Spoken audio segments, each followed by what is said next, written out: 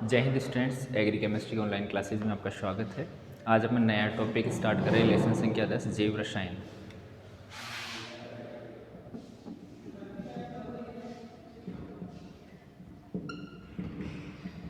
जैव रसायन, बायोकेमिस्ट्री। जैव रसायन, बायोकेमिस्ट्री।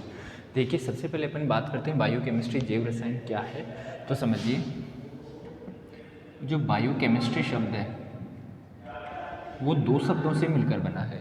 बायोकेमिस्ट्री शब्द कितने शब्दों से मिलकर बना है? दो शब्दों से। एक है बायो और एक है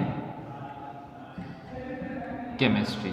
बायो का मतलब जैव और केमिस्ट्री का मतलब रसायन, अर्थात जीवों का रसायन। अर्थात जीवों का रसायन क्या होगा बेटा? बायोकेमिस्ट्री। बायोकेमिस्ट्री एक विज्ञान की शाखा है। बायोकेमिस्ट्री किसकी ब्रांच है? विज्ञान की शाखा है। बायोकेमिस्ट्री की विज्ञान की शाखा है। तो इसमें क्या कहते हैं, इसको कहते किसे हैं कि विज्ञान की वह शाखा जिसमें सजीवों की सभी जैविक क्रियाओं का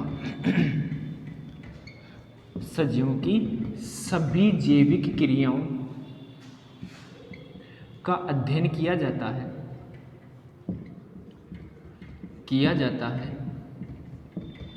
जैव रसायन कहलाता है। जैव रसायन कहलाता है विज्ञान की वह शाखा जिसमें सजीवों की सभी जैविक क्रियाओं का अध्ययन किया जाता है, जैव रसायन कहलाता है। यह एक वर्ण है सजीव। सजीव का मतलब बेटा जंतु, और जो जीव हैं, जो मनुष्य हैं, जीव जंतु दोनों आ रहे हैं। लाइक पादप और जंतु दोनों आ रहे हैं। जंतु आ रहे हैं और क्या आ रहे हैं? पादप। सजीवों में दोनों चीज़ सम्मिलित है, जंतु और पादप। तो जंतु और पादपों की सभी जैविक क्रियाओं का अध्ययन विज्ञान की जिस शाखा में किया जाता है, जैव रसायन कहलाता है। जैव रसायन शब्द था वो कार्ल न्यूबर्ग ने दिया था। जैव रसायन शब्द किसने दिया था? कार्ल न्यूबर्ग ने 1903 में। जैव रसायन शब्द का प्रतिपादन कार्ल न्यूबर्ग ने 1903 में किया था। तो दोबारा मैं आपको बता देता हूँ बेटा, जो जैव रसायन बायो केमिस्ट्री है वो दो शब्दों से मिलकर बना है, बायो जैव और केमिस्ट्री रसायन, जीवों का रसायन बायो केमिस्ट्री। बात करूँ कि विज्ञान की वह शाखा जिसमें सजीवों का मतलब जंतु और पादप दोनों की सभी जैविक क्रियाओं का अध्ययन किया जाता है, जैव रसायन कहलाता है। ठीक है। उसके बाद में बात करते हैं अपन कि जो जीवों की क्रियाएं हैं, जो जीवों की होने वाली क्रिया है, उन जीवों में होने वाली क्रियाओं को जैव अणुओं के द्वारा क्या किया जाता है? ऊर्जा, मरम्मत, जो भी उनको आवश्यक चीज़ें हैं उनको प्रदान की जाती है।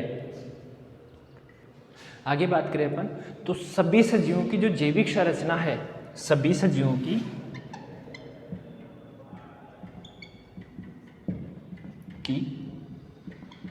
जैविक संरचना का आधार, सभी सजीवों की जैविक संरचना का आधार जैव अणु होते हैं। सभी सजीवों की जैविक संरचना का आधार क्या होते हैं बेटा? जैव अणु। अब यहाँ से क्वेश्चन पूछा सकता है, जैव अणु क्या क्या है? जैव अणु कौन कौन से हैं? तो क्या हो सकते हैं बेटा?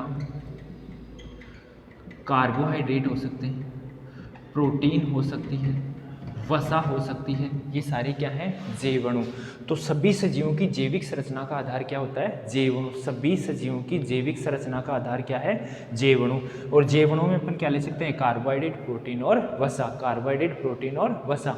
अब आगे अगर अपन बात करें तो जैसे कोई भी सजीव है, सजीव का मतलब वही क्या ले सकते हैं अपन? पादप या जंतु, दोनों किसमें कब सम्मिलित किए जाएंगे? सजीव में।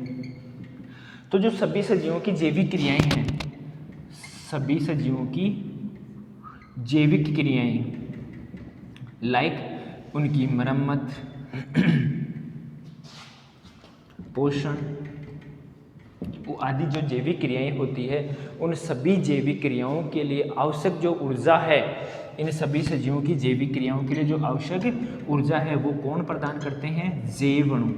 सभी सजीवों की जैविक क्रियाओं के लिए आवश्यक ऊर्जा है वो कौन प्रदान करते हैं बेटा? जैव अणु। तो क्या कहोगे कि सभी सजीवों लाइक पादप और जंतु की जैविक क्रियाओं को आवश्यक ऊर्जा की पूर्ति कौन करते हैं बेटा? जैव अणु। आगे देखिए इसमें, अब जैव अणु में क्या ले सकते हैं? वही कार्बोहाइड्रेट, प्रोटीन और वसा। कार्बोहाइड्रेट, प्रोटीन और वसा। तो अपने पास आगे अपन स्टार्ट करते हैं, जैव अणुओं के बारे में चर्चा करते हैं। जैव अणुओं में सबसे पहला अपन लेंगे कार्बोहाइड्रेट।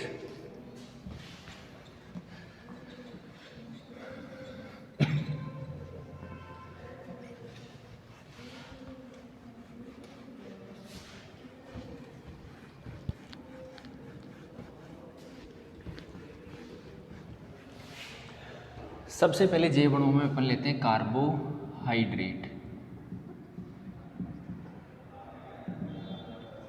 कार्बोहाइड्रेट समझिए, कार्बोहाइड्रेट भी दो शब्दों से मिलकर बना है, एक है कार्बो और दूसरा है हाइड्रेट।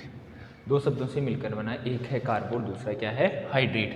कार्बो का मतलब कार्बन, कार्बो का मतलब कार्बन, और हाइड्रेट का मतलब जल के अणु, हाइड्रेट का मतलब जल के अणु। तो वे यौगिक जिनका निर्माण कार्बन और जल के अणुओं के द्वारा होता है, वे यौगिक जिनका निर्माण कार्बन व जल के अणुओं के द्वारा होता है, क्या कहलाते हैं बेटा, कार्बोहाइड्रेट। सामान्य अगर अपन शाब्दिक अर्थ पे जाएं तो शाब्दिक अर्थ क्या होगा कि वे यौगिक जिनका निर्माण कार्बन और जल के अणुओं के द्वारा होता है, कार्बोहाइड्रेट कहलाते हैं। आगे देखिए,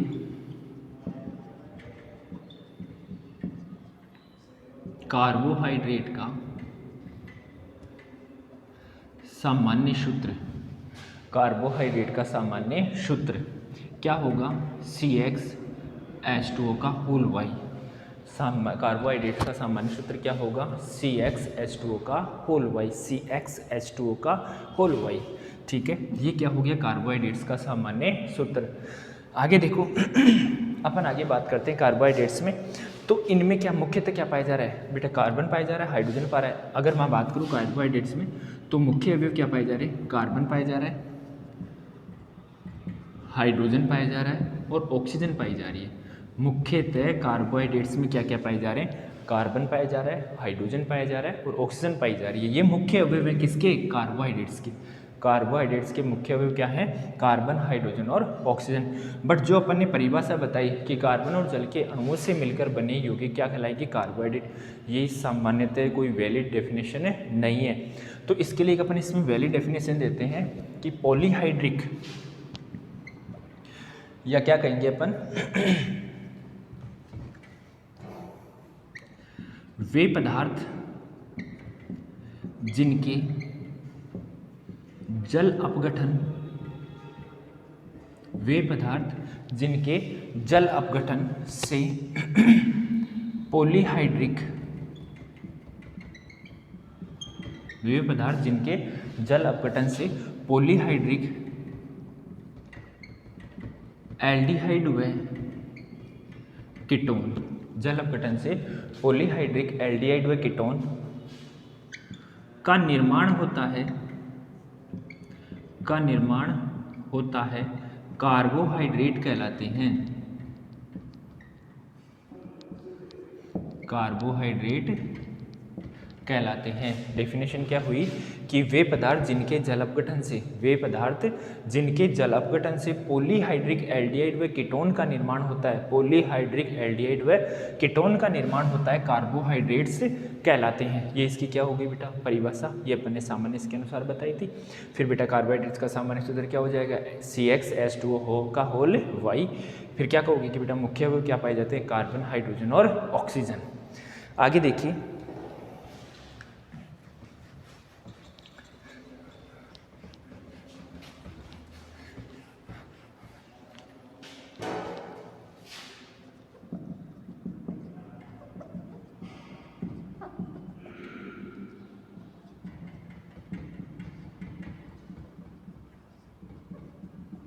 कार्बोहाइड्रेट्स का वर्गीकरण, कार्बोहाइड्रेट्स का वर्गीकरण देखिए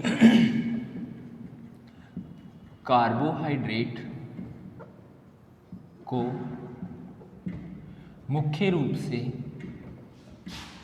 3 भागों में बांटा गया है, बांटा गया है। कार्बोहाइड्रेट्स को मुख्य रूप से कितने भागों में बांटा गया है, 3 भागों में। पहला बेटा कौन सा हो जाएगा, मोनोसेकेराइड्स, मोनोसेकेराइड्स। नंबर 2 होगा ओलिगोसेकेराइड, ओलिगोसेकेराइड्स, और नंबर 3 होगा पॉलीसेकेराइड। नंबर 3 क्या हो जाएगा? पॉलीसेकेराइड्स। तो क्या कह सकते हैं कि कार्बोहाइड्रेट का वर्गीकरण कर रहे हैं। कार्बोहाइड्रेट वर्गीकरण में कार्बोहाइड्रेट्स को मुख्य रूप से 3 भागों में बांटा गया है।